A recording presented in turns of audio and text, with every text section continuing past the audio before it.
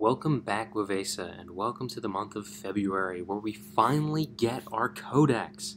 And believe you me, I'm very excited, and I have some further speculation on what the Mont'ka Detachment might look like. So first and foremost, I would assume that the Mont'ka Detachment would be an ability that we get in the game for the first 3 turns.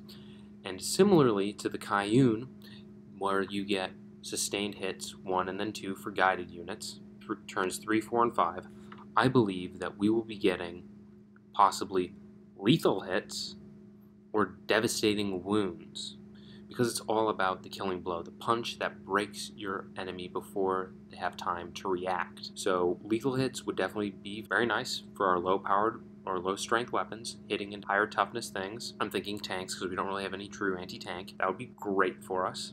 And devastating wounds for a similar effect if we have things with low AP going into enemies that have high 2-up armor saves. Both of these things I think would be very good for us. I don't know whether you'd have the guiding thing to affect it like it does for Kayun, or if it's just intrinsic to how the army simply operates for the first 3 turns. I'd think maybe best case scenario, you're unguided, you get lethal hits. You're guided, you get devastating wounds on top of that. All sounds pretty dang good to me. Very much giving the killing blow feel. In addition to the simple detachment buffs that we get, I was thinking there's a couple potential stratagems that we could have that very much encapsulate the Mont'ka feel, and one of those being drop zone clear. So for those of you who remember way back into 8th and 9th edition, at least that's the first iterations that I remember having it, probably because that's when I started the game, we had a strat where the Crisis Suit team would drop down and they get full rerolls to hit and full rerolls to wound on the turn that they deep struck in. And that would be huge to give back to us, and definitely give us the Mont'ka feel, because that's exactly how Farsight made his entrance into the Damocles Gulf Crusade with all of his Crisis Suits to bail out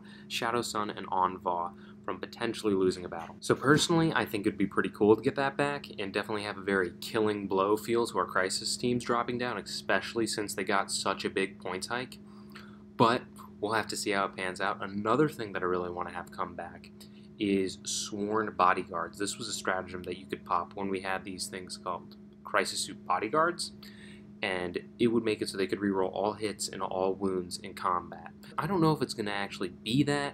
I would be satisfied for like a battle suit tank shock sort of thing, where we've got a bit more melee might running into our enemies, because let's be honest, we need it. Very killing blow-esque, or maybe like we could drop like deep strike on top of an enemy and that would be our damage or something. I don't know. That might be a little bit outlandish, because it'd be hard to like place models doing that sort of thing. But I definitely think that Mont'ka, like the killing blow, and with Farsight being the entire avatar of that, and getting up close and personal and hurting people in combat, I think that would definitely be a good stratagem to have, but I digress. Anyways, let me know what you think is going to come for us. Will we get all assault? Will we be able to just jump up and down the field willy-nilly, going really fast with our killing blow? Will we get lethal hits?